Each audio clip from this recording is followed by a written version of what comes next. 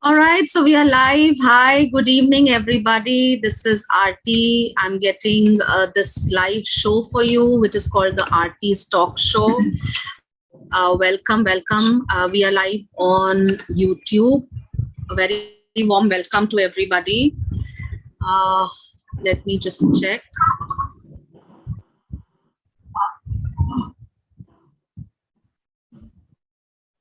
All right, so we are live. Hi, good evening, everybody. This is Aarti. Right.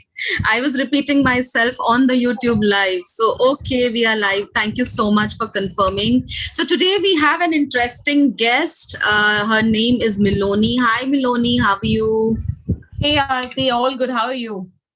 Welcome. I'm doing great. Welcome to Thank this you YouTube so live. much. All right, Thank you for great. inviting me on that. Yes, that's my pleasure. It's my absolute pleasure to invite you to this talk show. And fortunate enough that you are my first guest on this talk show, the series that we are starting on mental health.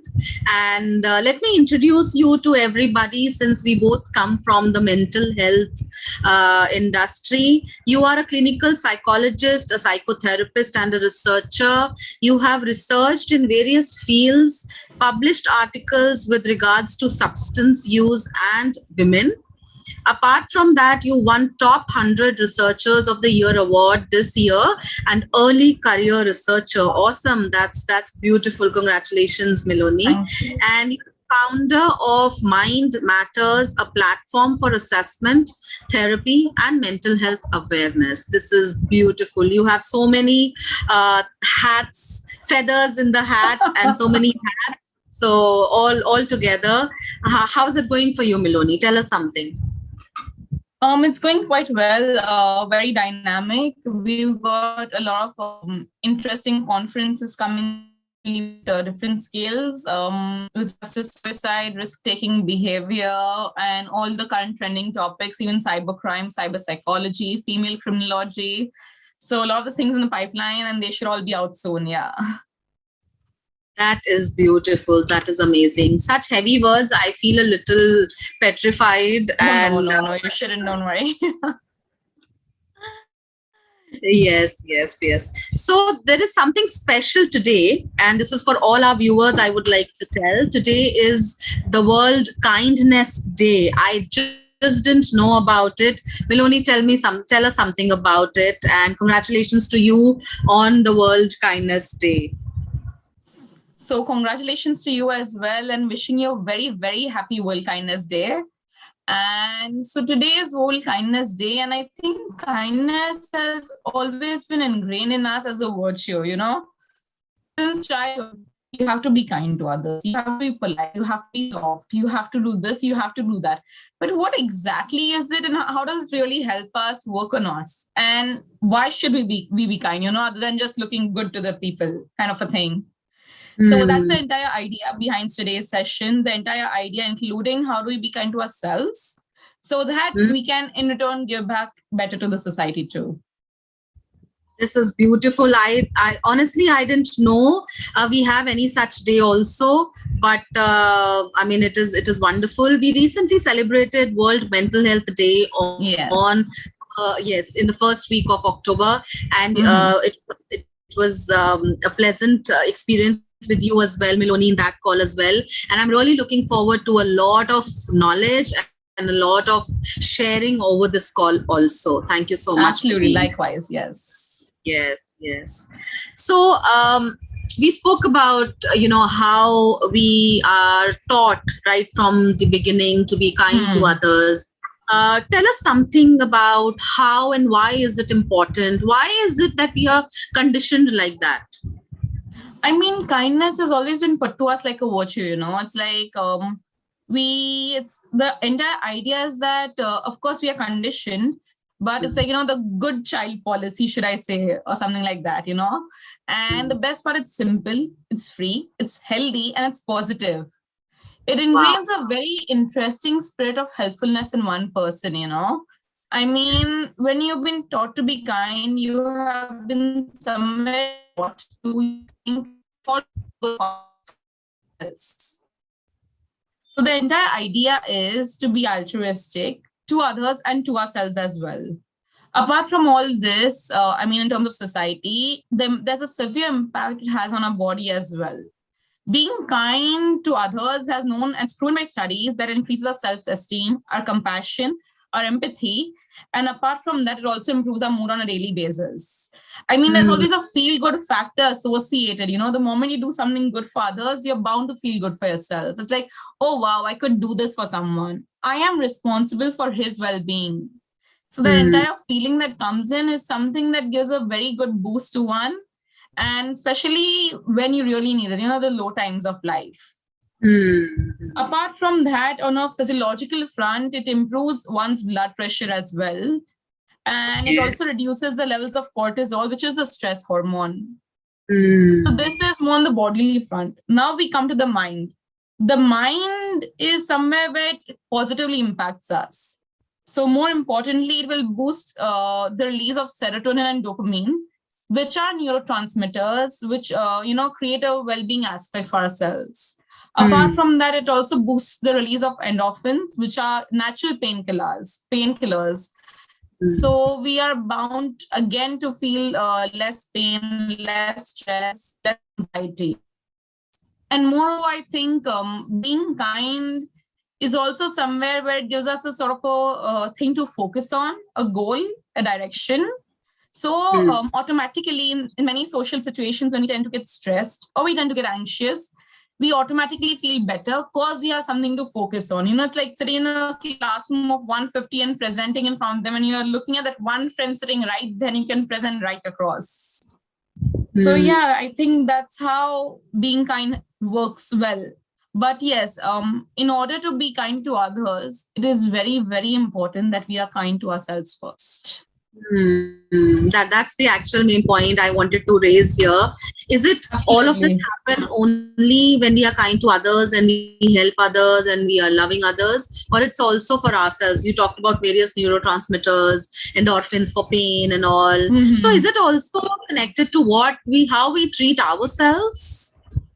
So I think the simple answer to that is what's within is what will come outside. If you are having a bad mood, a bad day, you are bound to have a sulky face. You're bound to, look off and behave like that, no matter how much you try to look up to the mark.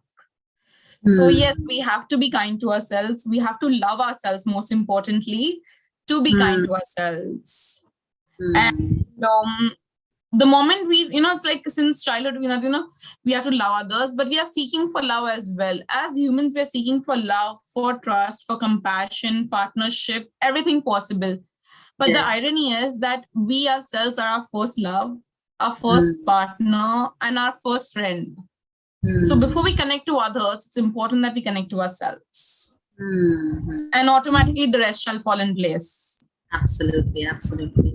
That is so true. That's so true. However, this gets me to the next question. How do we love ourselves? How do we learn to treat ourselves in a better way? As you mentioned, whatever is inside is on the outside. However, sometimes I feel the way our Indian society is, especially, our mothers, they will not look at their needs and they will not prioritize themselves, but they will take care of the children, the family and all of that. So self-prioritization has never been taught to us right from the child. Yes. However, I agree to the point that whatever is inside will also be outside. But how do we inculcate that trait of, having love for ourselves or kindness for that matter for ourselves? So I think one of the answers lies in what you said, especially in terms of women, they've been ingrained follow your father, follow your spouse, and follow your in-laws. Where are you in the entire process? There are many women who come to me for counseling and they have a question that I don't feel like I exist in this relationship, and that's pretty dismissing of themselves. So the first thing is that we have to let go of the I have to and I shoulds. The should is a big time should not, so it's not necessary to meet the society standards. It's not necessary to please everyone all around you. As long as you're happy, I think you can keep everyone around happy, because automatically you'll be able to do that. You'll automatically be able to take extra efforts. Something like making a dish when you're not, I have to move a compulsion or pressure, and making a dish when you just want to make a dish. The output is totally different. Similarly, when we are working on a project, when we are under that timeline, we feel the stress. We're just like, okay, quick. But when we really want to do something, I think it comes out to be extraordinary. It from ourselves. The next thing is that we need to understand expectations are called expectations because they're unreal. Had expectations been real, they wouldn't be expectations. There was this very interesting thing I came across while I was reading a quote by Roosevelt. He said that comparison to others is a thief to ourselves. So it is very important that we let go of what the society thinks and focus on what we think. Of course, focus on the moral aspects too. And but at the same time that we should really enjoy the moment, be in the present, at least for just once in a day, A very typical question, yes. That we have, especially when we're having dinner or something like that. Okay, what are you going to have for dinner tomorrow? But why? Why not discuss what's happening now, what you're feeling now, or what did you do through the day? How was your day? Being with your family at that time rather than mentally already referring to tomorrow, It's like go together, right? So enjoy that moment. Yeah, focusing on the future more than the present, not living in the moment. Yes, and that's one of the reason mindfulness and the other things, especially post pandemic and post COVID, these things have really we've really put a lot of importance on this mindfulness and being in the present. Tell us more about this, Miloni. So when you're talking about being in the present or mindfulness specifically, I think mindfulness is an activity we must practice on a daily basis, It's something that's vital, and being mindful is purely being aware about the now, being aware about the present. It's being in the present, like we discussed. So when you're mindful, you're aware about your breath, you're about your thought, your energy, your action. So there are different ways we can practice mindfulness. Some simple things are like chanting Om, for example, where you inhale 3 counts, exhale 3 counts, hold 3 counts, kind of a thing. Then of course you can go for nature walks and be aware of that while you're walking without your phone, more importantly, so that you're not taking calls but you're enjoying the nature.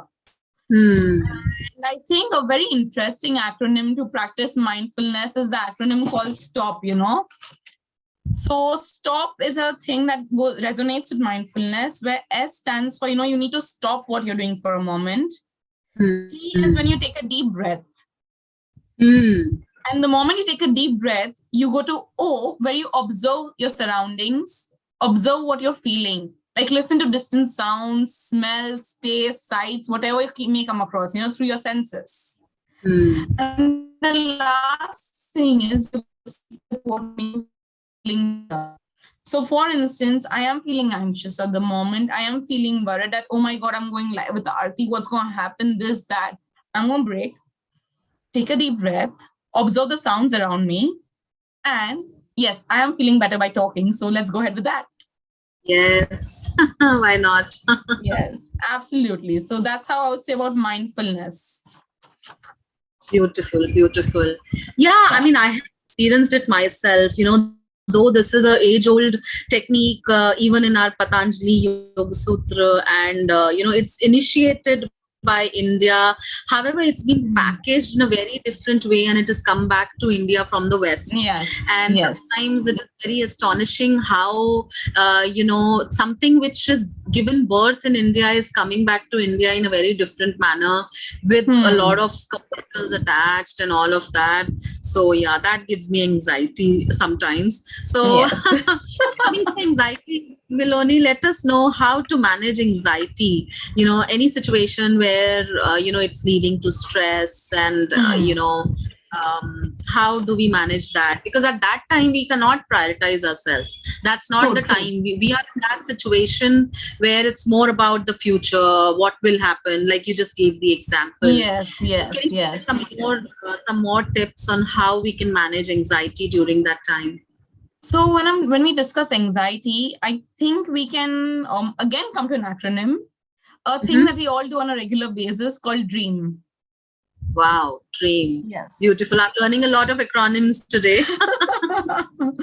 So Great. I think what we can do is, first of all, have a clear goal, a clear vision. So that's the D part of it. Having a clear Apart from that, what we can, yes, very much. The moment we have a clear goal, we can visualize ourselves within the goal, you know? So instead of focusing on the smaller challenges that we come across on a regular front, what we can do is we can see ourselves in the bigger picture. Okay. So for example, there's someone on a weight loss spree, and the person hasn't managed to lose the target weight given for the week. Say 1 kg per week. And the person wants to look like Jennifer Lopez. So the person will say that, oh my God, I haven't lost that kg. What am I going to do? How will it work out? And the cycle will go on and on and on. But instead, if we focus on Jennifer Lopez, that energy will be more invested towards getting to that figure and shape rather than coming back to that cycle and wasting that energy that what will happen and what am I going to do? So it's very important to resist that urge and have that strategy to bounce back. And be aware of the bigger picture.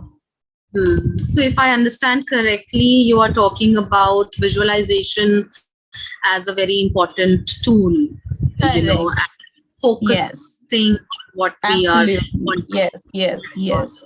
And more importantly, acknowledging and accepting it that yes, it hasn't happened, but it will happen. It's bound to happen, right? So it will happen.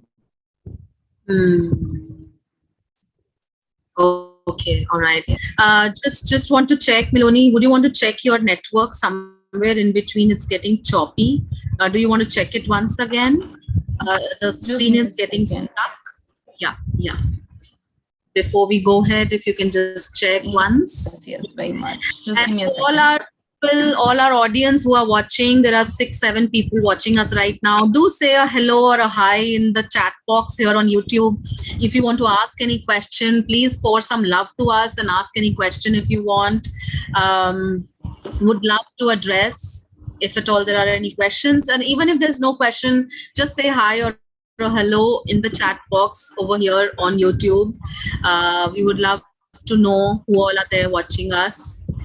And if you are somebody who's watching this interview after it is already uploaded on YouTube, even then I will request you to put a hi or a hello to us, just to know that yes, you watched this video and your love and your support is there with us. Thank you so very much.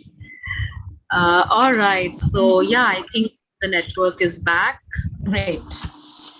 Yeah, great. All right. Thank you. Welcome back. So we spoke something, Miloni, about bouncing back. You just mentioned how one can bounce. Can you little elaborate on what do you mean by bounce back and what all one needs to do to bounce back?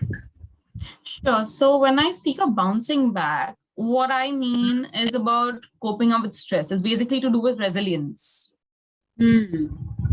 So a simple example could be having a good work-life balance.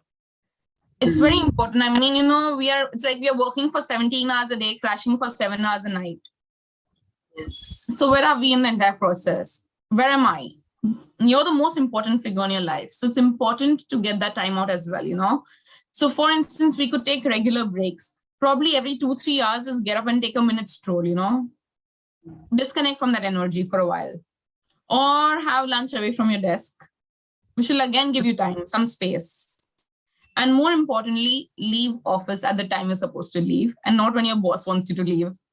Yes, which is tough, let me tell you. Yes, absolutely. Out of our experience, both of our experience, we are sharing. It is tough. About it, No, but it is important, yes. Apart from that, we can engage in activities like walking. So walking is also very interesting for the rest and the digestive system. This is actually a system in itself in terms where it activates the parasympathetic system in our body, So in this state, it is responsible where it will really reduce the heart rate and increase the relaxation in our body. So automatically you will feel better. In fact, I was going through a couple of studies recently, and it really proved that walking for half an hour a day is known to reduce anxiety, is known to reduce stress levels as well, and is known to make a person feel better. So apart from reducing cholesterol and getting in shape and everything, I think it serves many more purposes as well. Wonderful, Also, wonderful. yes. Would you mind sharing? Thing is good rest. The network is again stuck. Can you hear me? Yes, I can. But you go on pause. Yeah, you are back. Okay, I can see. Yeah, we are back. Yes. Yeah, we are back. All right. Yeah. So, since we were talking about nervous system, would you also, since our audience may not understand the technical word parasympathetic, would you mind sharing a little on the nervous system and parasympathetic and sympathetic nervous system? Absolutely. So sympathetic. Yeah. So sympathetic nervous system is a kind of nervous system that activates our fight or flight response. So that is normally on its all-time peak when we are in a state of stress. Either we want to give something, we want to give back to the situation, either say get angry, react, whatever it must be, or we want to just run away. That's a flight response. So that's a sympathetic nervous system. However, parasympathetic is the total opposite. It's more like where you pause, you get time to rest, and the thoughts are digested too. So that's exactly where our heart rate is reduced, we feel more relaxed, and calms us down. So walking helps us to activate that system. Okay, all right. Okay. So a state where we are more at, in sync with the rhythm of the body and the nervous system. Okay, all right. So, yeah, I'm sure, we would want to know more about it, but maybe some other day. Let's pick up this as a topic, right? Absolutely. So, moving on to more techniques for this, I would also suggest rest, good sleep, because when you rested well, you are bound to feel more productive, more energetic. You're bound to feel, you feel brighter, and you can again use that bright energy to put into more things in life. And most importantly is to refrain from substance. Absolutely. The entire thing I hear is about teens are like, oh, I'm feeling so stressed, let's go for a smoke. Yeah. So many people are down every 2 hours to get a couple of smokes. Why? So that they can, just feel better, feel more active. It's a feel good factor. Yeah. Correct. But honestly, is that the impact of it? So the entire thing is that things like caffeine, nicotine, alcohol, or any form of drugs for that matter, they activate that fight or flight response which we spoke earlier, and they eventually, deter the rest that we should get. It puts us in a more anxious state. So we slip in an alternative state of mind. We lose touch with our surroundings for a while. And when the moment we return, we come back with more anxiety because we don't know what's happened or what have we done for that matter. Or what were we thinking? So yeah, I think these are a couple of ways where we can bounce back. Yes. I like this word, bouncing back. Yeah. Yeah. You know what? But, normally the reason there is anxiety, most of the times is, and especially after the COVID times, because we don't know what will happen in future.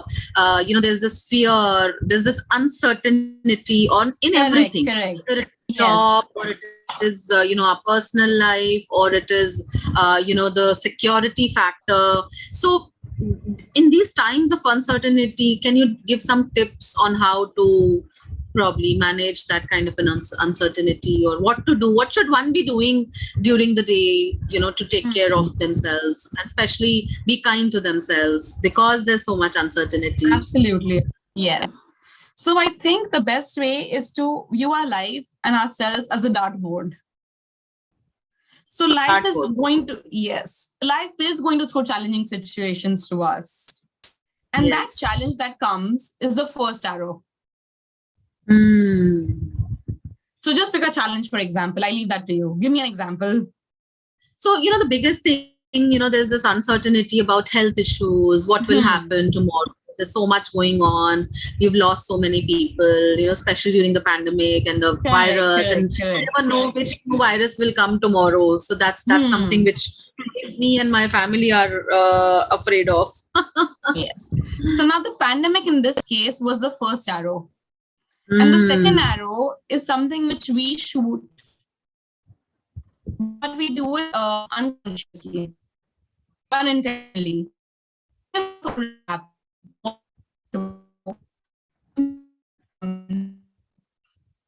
And so on. So it's very important to realize that the first arrow has already come, it's not going to go back. So you got to notice it. Hello? Yes. And then the most important thing is that the moment you recognize the first arrow, you have to resist the urge to shoot the second arrow. I mean, you got to identify that trigger. You got to maintain a thought diary. So for example, the pandemic has made me feel anxious. It's made me feel uncertain. It's made me feel stressful.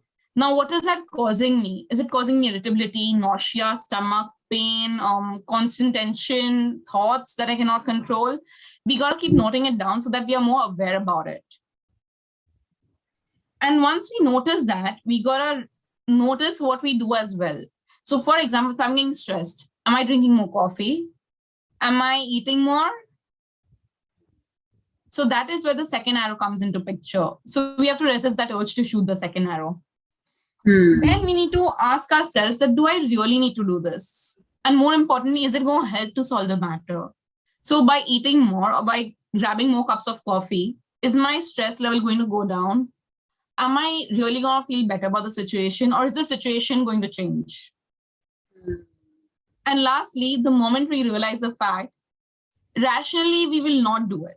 So we won't shoot the second arrow. So then, since we've done something that's, going to be unproductive, we got to reward ourselves for a bit.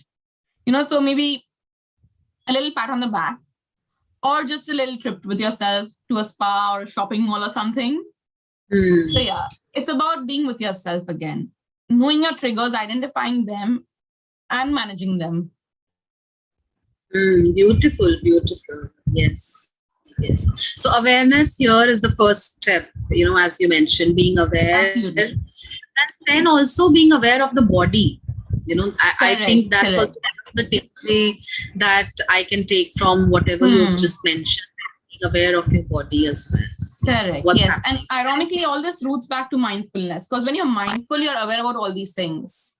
Absolutely. Yes. Yeah. Wonderful. Very interesting discussion. I just don't want to hang up and stop this discussion. However, the clock is ticking. So before we end, Miloni, any one tip or any one takeaway that you want our viewers, our audience to take away with them? Anything that you want to share? One thing that you feel is most important. I think maintaining a daily journal is very important. A daily journal where we note down our thoughts, our triggers, our reactions, and gratitude. Because certainly something good happens every day, right? There may be 10 negative things, but there has to be one at least. So noticing that and acknowledging it. So I think a daily journal is something that's very important. And of course, using your affirmations. Yes. Journals and affirmations are the two things that you're saying. Awesome. Absolutely. Awesome. Yes. Very much. That is great. Wonderful. So this gets us to the end of this session. Thank you so much, Miloni, for sparing time and coming here online for all the audience. Thank you so much. We'll definitely have one more session on various other topics. Pleasure's all mine. Absolutely. All right. Yes. In all your ventures, in all the endeavors, and have a great day. Thank you. Thank you so much. So coming back to our viewers, please do write in the comment box one takeaway that you think that you have got from whatever our guest tonight has spoken. Or if you have any questions, you can write those questions also on the chat box in the comments, and Miloni and myself will be glad and will be honored to help you if you have any question. And do like and subscribe and follow this channel and share with all your friends. Thank you so much. We'll come next week with some other guest on this Aarti's talk show. My name is Aarti and you're watching my channel Aarti Chawla. Thank you. Bye-bye.